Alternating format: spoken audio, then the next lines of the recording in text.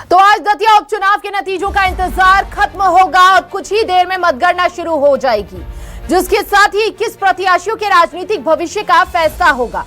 और मतगणना की शुरुआत सबसे पहले डाक मतपत्रों की गिनती से होगी, जबकि सुबह 8:30 बजे से ईवीएम में दर्ज मतों की गणना शुरू की जाएगी। दतिया में 20 टेबलों पर 15 राउंड में मतगणना होगी। इसके साथ उपचुनाव में मुख्य मुकाबला बीजेपी के आशुतोष तिवारी, कांग्रेस के घनश्याम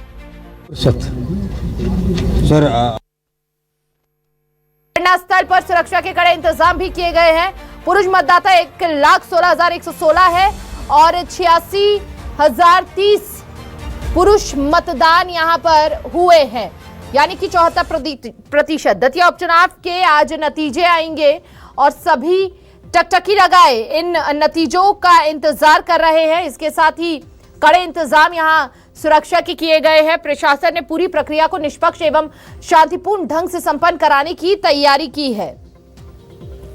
तो ये बड़ी जानकारी इस वक्त आपको दे रहे हैं, जहां पर दतिया में 20 टेबल पर 15 राउंड में मतों की गिनती होगी। दतिया उपचुनाव के आज नतीजे आएंगे और इंतजार जो है सबका खत्म होता हुआ नजर आने वाला है।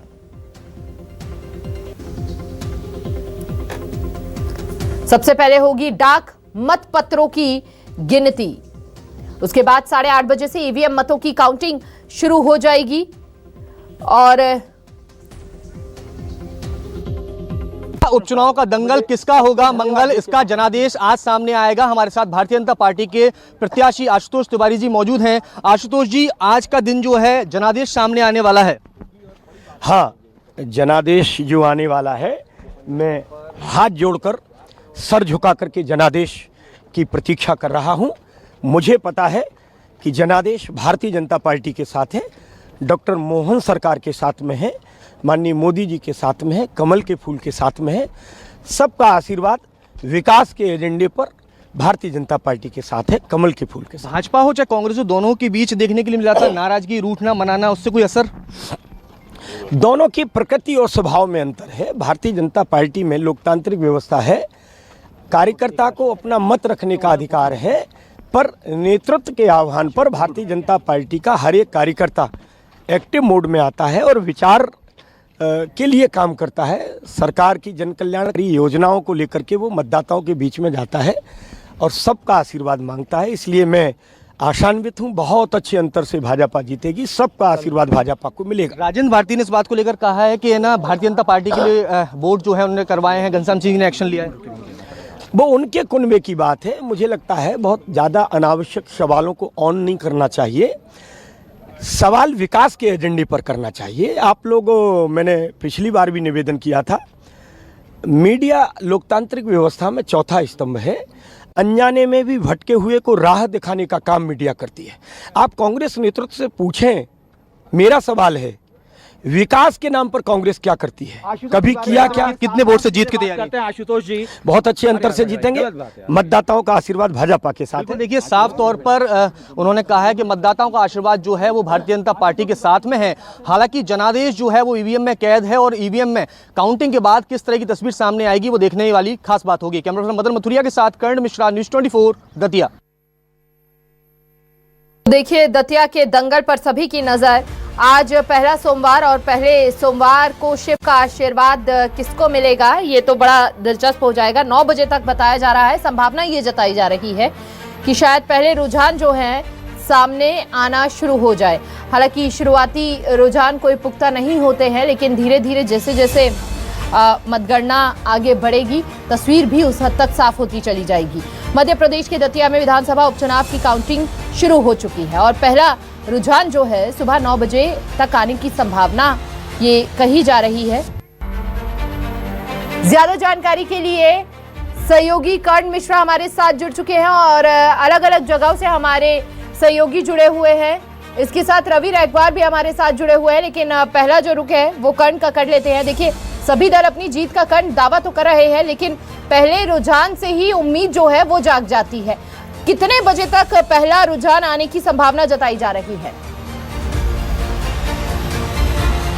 बिल्कुल 8 बज चुके हैं। ऐसे में डाक मतपत्रों की जो है वो काउंटिंग जो है वो शुरू हो चुकी है और 8:30 बजे से जो है ईवीएम की काउंटिंग जो है वो शुरू हो जाएगी। जैसे कि 291 मतदान केंद्र बनाए गए थे और वहां पर 1,57,460 मत जो हैं वो ईवीएम में कैद हुए थे। ऐसे में देखना है मुख्य तौर पर कि किसके भाग्य का जो है वो फैसला किस तरह से किसके साथ जो है वो सामने निकल कर आता है। और जैसा कि आपने कहा, रुझानों की स्थिति जो है वो लगभग मान के चलिए कि लगभग 9 बजे के आसपास जो है वो पहला रुझान जो है वो सामने आ जाएगा।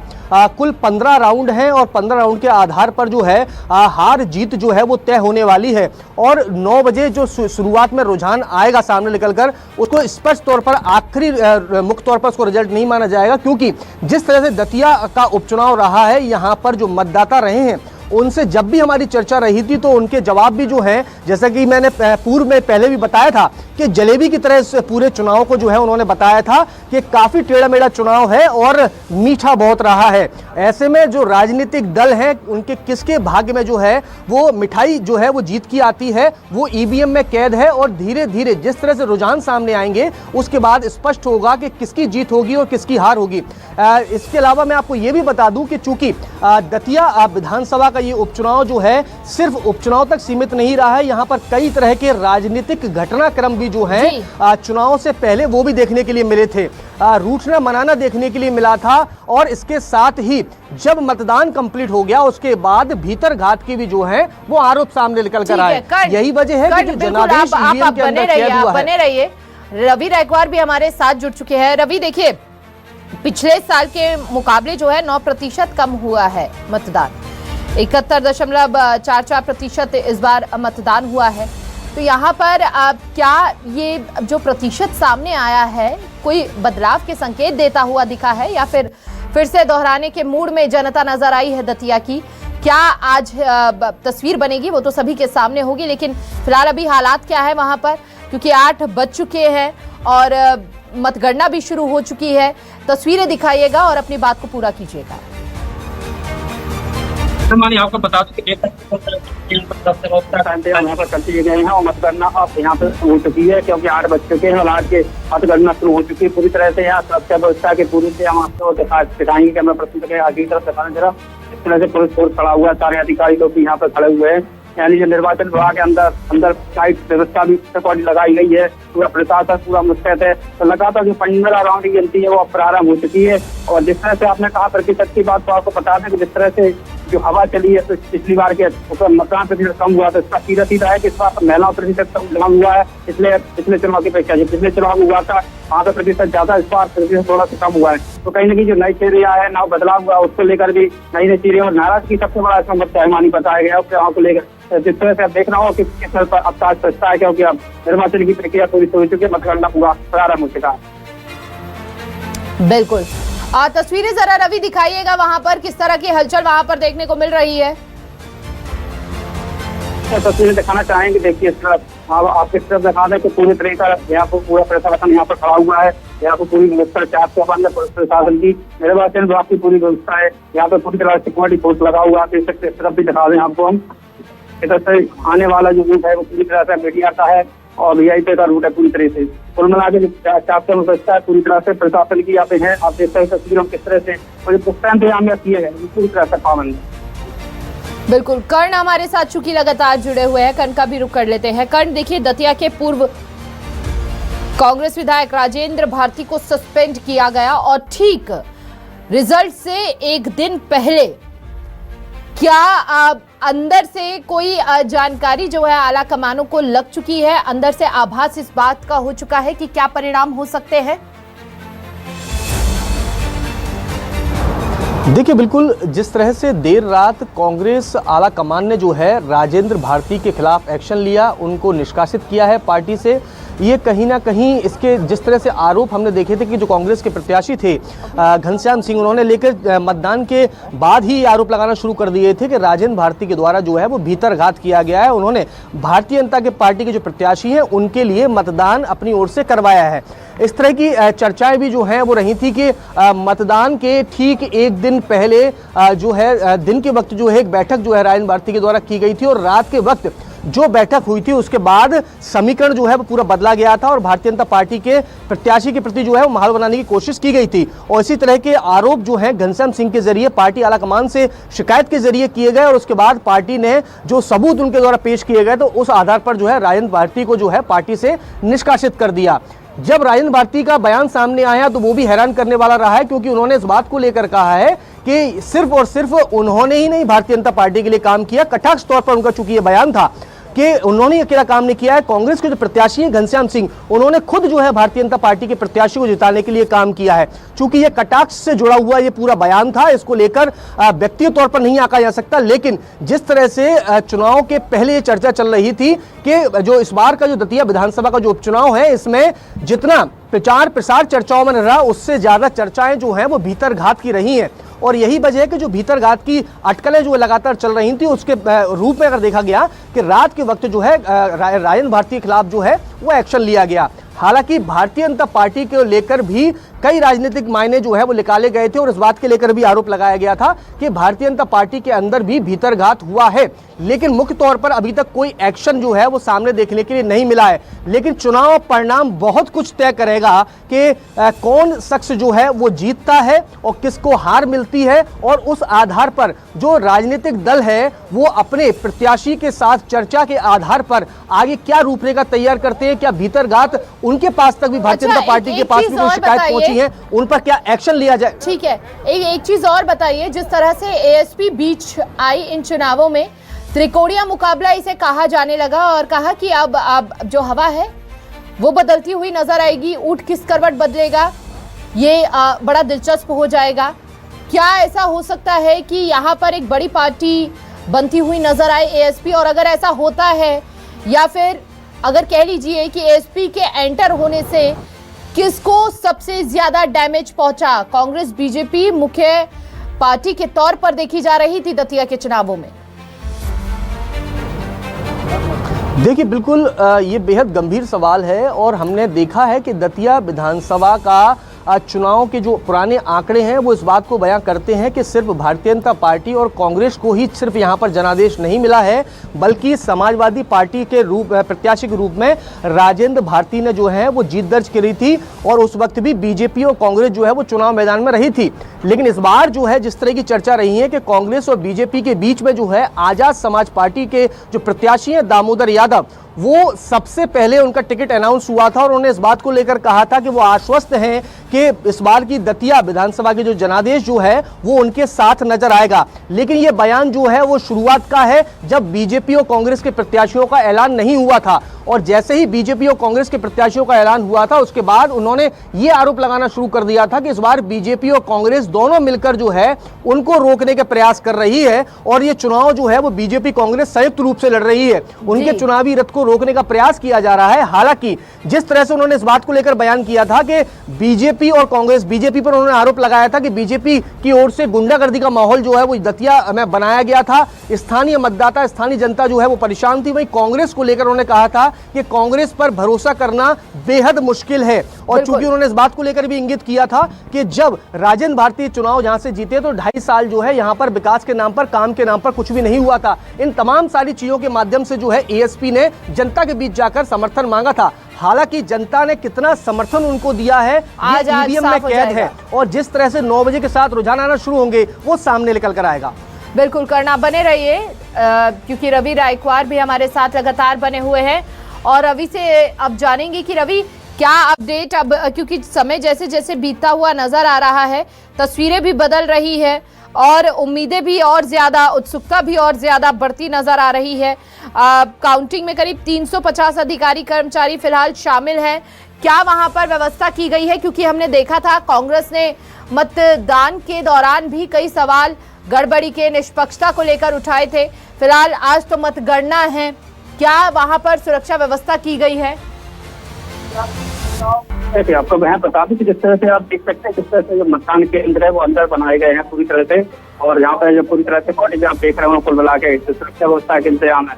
और गड़बड़ी की जो बात आप कर रहे हैं तो कहीं ना कहीं अंदर जो निर्वाचन विभाग के आला अधिकारी हैं और उनके पुलिस फोर्स वहाँ पे लगा हुआ है, दतिया कलेक्टर शॉपिंग पान करके पूरी तरह नक्शा कर रहे हैं। लेकिन जिस तरह संदेश कांग्रेस जैसा है कहीं गड़बड़ी की आशंका, तो उसके लिए भी अलग से स्क्रीन यहाँ पे लगाएंगी, लगातार वहाँ पर मॉनिटरिंग कर रहे हैं, देख भी रहे हैं यहाँ पर बैठ के। और जिस तरह से व्यवस्था है तो यहाँ पर चापका बंद कुल मिला के कहें तो। और कांग्रेस की अगर बात करें तो कांग्रेस के प्रत्याशी भी यहाँ पर मौजूद है, लेकिन अंदर वो चले गए हैं क्योंकि अंदर शायद उनको ऐसा लगा कि कुछ गड़बड़ी ना हो, तो पहले ही से जाके वहाँ पे बैठे हुए भाजपा प्रत्याशी जो है अभी पॉलिटेक्निक कॉलेज के बाहर खड़े हुए हैं और जो अन्य प्रत्याशी आगे समाज पार्टी की वो भी बाहर खड़े हुए हैं। तो कुल मिला के जिस तरह से यहाँ पे मामला बना हुआ पूरी तरह से सुरक्षा की इंतजाम उनका पुख्ता है यहाँ पे। आप जिस व्यक्ति से बात कर रहे हैं देखिए यहाँ पर वोट प्रतिशत कम हुआ है, 9% तक की कमी आई है पिछले साल के मुकाबले। अगर पिछले चुनाव के मुकाबले अगर देखा जाए तो यहाँ पर अगर इसका आकलन किया जाए तो क्या कह रहे हैं यहाँ पर मतदान जिस प्रतिशत से हुआ है, किस और हवा रुक कर रही है?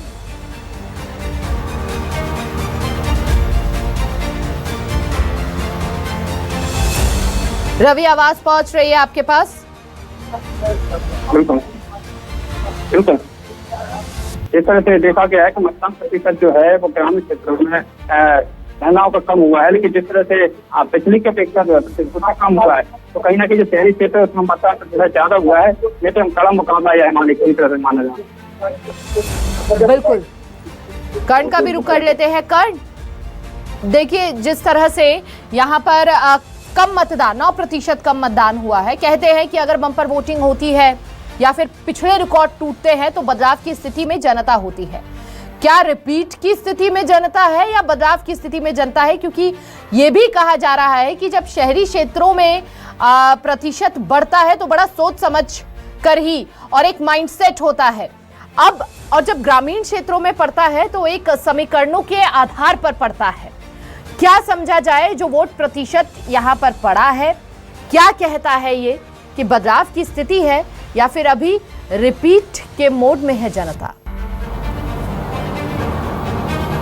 देखिए, बिल्कुल दतिया विधानसभा का ये उपचुनाव जो है इसमें राजनीतिक दलों के अपने अपने मायने हैं, लेकिन जो जनादेश ईवीएम में कैद हुआ और उसके साथ ही जो वोटिंग प्रतिशत है वो सबसे ज़्यादा मुख्य तौर पर चर्चाओं में है, क्योंकि इस बार जो है उपचुनाव के बीच लगभग 9% जो है वो मतदान प्रतिशत में कमी तुलनात्मक रूप 2023 की तुलना में जो है वो सामने निकल कर आई है। क्योंकि उपचुनाव, जैसा कि मैंने शुरुआत में इस बात को लेकर जिक्र भी किया था कि जो उपचुनाव होता है उसके मुख्य तौर पर देखा जाए तो लगभग जो सरकार होती है उसकी तरफ झुकाव जो है वो ज़्यादा नजर आता है। इस लिहाज से अगर देखा जाए कि मतदान प्रतिशत में कमी आना, इसके अलावा मतदान जो कुल प्रतिशत रहा है उस बीच महिलाओं के मतदान प्रतिशत में कमी आना, ये दो मुख्य तौर पर खास चीजें देखने के लिए मिलने वाली हैं कि उसका मुख्य असर क्या पड़ेगा।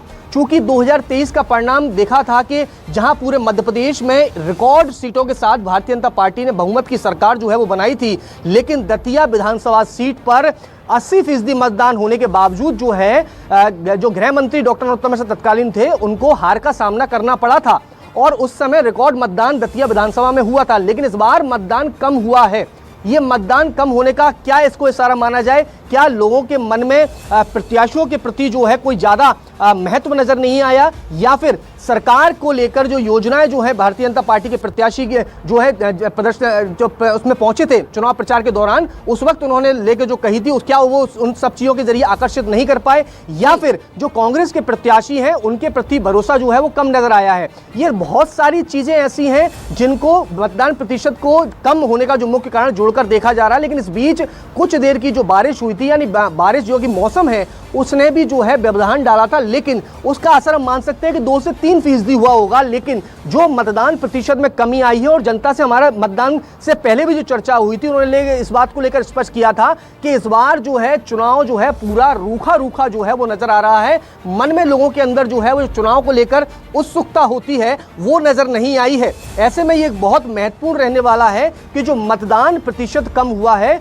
वो किसके साथ जीत के साथ खड़ा नजर आएगा और किसको नुकसान पहुंचाता हुआ नजर आएगा। जी ठीक है, रवि का भी रुख करते हैं एक बार। रवि, अभी क्या जानकारी वहां से सामने आ रही है? बिल्कुल, अगर हम जानकारी की बात करें तो यहाँ पे मतदान केंद्र पे यहाँ पर खड़े मतगणना शुरू हो चुकी है पूरी तरह से, लेकिन अभी तक कोई भी यहाँ पे अंदर से रुझान नहीं आया, क्योंकि मीडिया अपने दायरे में यहाँ पे खड़ी हुई है और अंदर जिस तरह से जनसंपर्क विभाग के द्वारा ही अपन को पूरी जानकारी यहाँ पे अरेंज की जाएगी और मतगणना प्रारंभ हो चुकी है पूरी तरह से। अब देखते हैं कि आगे 9 बजे तक जो रुझान आने वाले उस पर क्या नया अपडेट आता है। मानी, बहुत बहुत शुक्रिया आपका, कर्ण भी आपका भी तमाम जानकारी साझा करने के लिए। आप नजर बनाए रखिएगा दतिया के दंगल पर, हर एक अपडेट न्यूज़ 24 मध्य प्रदेश छत्तीसगढ़ की टीम आप तक पहुंचाएगी। किसके सर पर सजेगा ताज, आज हो जाएगा फैसला, जनता जनार्दन ने किसको जनादेश दिया है।